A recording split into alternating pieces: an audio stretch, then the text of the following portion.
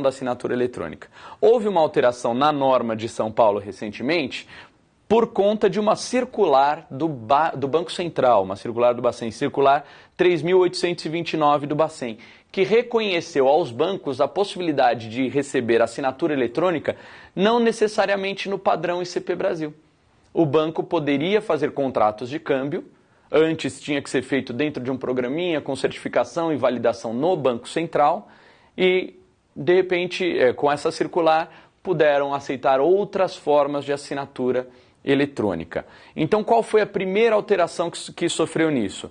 Existia uma previsão na normativa de São Paulo de que, tratando-se de contrato de câmbio, era necessário verificar a autenticidade da assinatura no programa específico do Banco Central. Como o Banco Central reconheceu que não era mais necessário usar esse instrumento, os bancos não precisavam mais utilizar aquele padrão e os cartórios não precisavam mais verificar no Banco Central. Então, o que foi analisado? Não podemos deixar de verificar a assinatura eletrônica, tanto para bancos, tanto para contratos de câmbio, quanto para outros documentos assinados eletronicamente. Então, foi dado ao tabelião a responsabilidade de verificar a assinatura eletrônica, utilizando aí qualquer programa de verificação, desde que seja confiável, e passa ao tabelião essa responsabilidade. Vejam como ficou o texto. Títulos ou documento de dívidas assinados mediante utilização de certificados digitais emitidos no âmbito da ICP Brasil podem ser recepcionados para protesto por meio eletrônico. Então, antes só se falava que podiam ser recepcionados. Mas veja o que foi trazido. Se realizada na qualificação, a conferência das assinaturas com emprego de programa adequado à legislação brasileira. Então é necessário, foi só repisada essa situação, de que cabe ao tabelião, ao registrador, ao tabelião de protesto, a verificação da assinatura eletrônica aposta no documento eletrônico, por meio de programa adequado. E a escolha do programa de verificação da assinatura digital é de exclusiva responsabilidade do tabelião.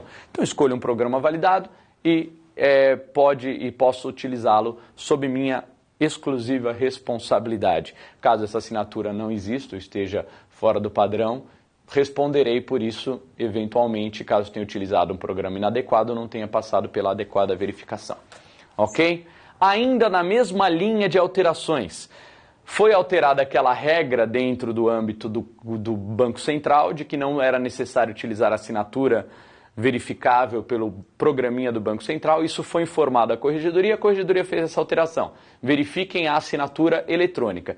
E o Banco Central reconheceu que os bancos poderiam utilizar outros meios de assinatura eletrônica, que as instituições do sistema financeiro nacional poderiam utilizar outras assinaturas eletrônicas que não aquelas da ICP Brasil.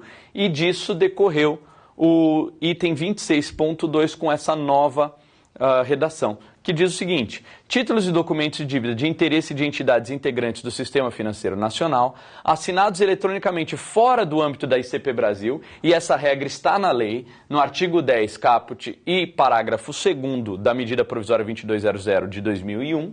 Então lá tem o parágrafo 2º dizendo que outras formas, desde que aceita pelas partes, podem valer como assinatura eletrônica, mesmo que não sejam da ICP Brasil, poderão ser recepcionados para protesto por extrato. E aqui está uma grande novidade. Não é necessário mandar o documento eletrônico assinado. Então, se for documento assinado eletronicamente no âmbito do Sistema Financeiro Nacional, eu não preciso receber o documento com assinatura eletrônica. Eu recebo um extrato do documento, que vai conter as partes, o valor, todas as informações relevantes para o protesto e algum dispositivo do que está sendo cobrado. Desde que atestado pelo seu emitente, aqui o banco ou a instituição financeira, sob as penas da lei de que as informações conferem com o que consta na origem. Então aqui duas novidades. Primeiro, Sistema Financeiro Nacional foi reconhecida uma garantia que a lei já lhe dava de aceitar assinaturas eletrônicas fora do âmbito da ICP Brasil, e o encaminhamento para protesto não exige a apresentação do documento, mas tão somente a remessa do extrato daquele documento, ok? Então essas duas alterações, prestaria bastante atenção, pois essa regra é bastante cara a a um cara de carinho mesmo, né, de gostar dela, a um dos membros da banca. Ok? Seguindo adiante, lugar do protesto da cédula de crédito bancário. Houve uma alteração em relação à cédula de crédito bancário que acabou impactando a parte de intimações, que é o que nós vamos ver em seguida. Mas aqui o que interessa? O lugar do protesto da cédula de crédito bancário. Em regra, nós vamos lá no item 27 do capítulo 15 das normas de São Paulo, verificar que o protesto é realizado no lugar onde se paga a dívida. Então a cédula de crédito bancário tem a praça de pagamento. O protesto deve ser realizado lá. Mas houve uma decisão no recurso especial 1.398.356, que trouxe em sua ementa a seguinte disposição. É possível a escolha do credor, o protesto da cédula de crédito bancário garantida por alienação fiduciária, no tabelionato em que se situa a praça de pagamento indicada no título ou no domicílio do devedor. Criou uma possibilidade dual. Tratando-se de uma cédula de crédito bancário com garantia por alienação fiduciária, então tem um bem garantindo aquele crédito, é possível protestar tanto na praça de pagamento inscrito na cédula de crédito bancário, quanto no local do domicílio do devedor. Então, ao credor, ao apresentante, é possível escolher qualquer dos dois. Se for o mesmo, é um só, mas se houver um devedor em uma cidade que tomou o empréstimo em outra, ele poderá ser protestado, tomou o empréstimo com praça de pagamento em outra, ele poderá ser protestado tanto no lugar da praça de pagamento, quanto no lugar do seu domicílio, tratando-se de cédula de crédito bancário com alienação fiduciária. E aí ficou a seguinte regra no 27.4. O protesto de cédula de crédito bancário garantida por alienação fiduciária, mesmo por indicação, pode ser lavrado no lugar de pagamento ou do domicílio do devedor, a critério do credor. Então, os dois lugares. Veja, mesmo por indicação, apenas para lembrar que pela Lei 10.931, artigo 41, a cédula de crédito bancário pode ser protestada por indicação. O que quer dizer? O credor indica que tem uma cédula, quem é o devedor, qual é o valor, quais são as circunstâncias, prazo de pagamento. Todas as informações relevantes ao protesto são indicadas, ele não encaminha a cédula, não encaminha nenhum documento. Isso pode ser feito tudo pelos sistemas eletrônicos hoje em dia, ok? Contrato de honorários advocatícios. Aqui não estamos diante de uma alteração normativa propriamente, mas como houve um comunicado geral aos tabeliães ainda neste ano de 2017, acho bastante interessante que conheçam essa regra. Até esse comunicado, duas decisões da Corregedoria Geral da Justiça de São Paulo tinham negado protestabilidade ao contrato de honorários em razão de uma disposição do Código de Ética da Advocacia, que dizia vedação à tirada do protesto. Esse Código de Ética da Advocacia foi alterado no ano passado. E isso ensejou uma nova consulta à Corregedoria, com iniciativa inclusive de advogados que queriam realizar esse protesto do contrato de honorários.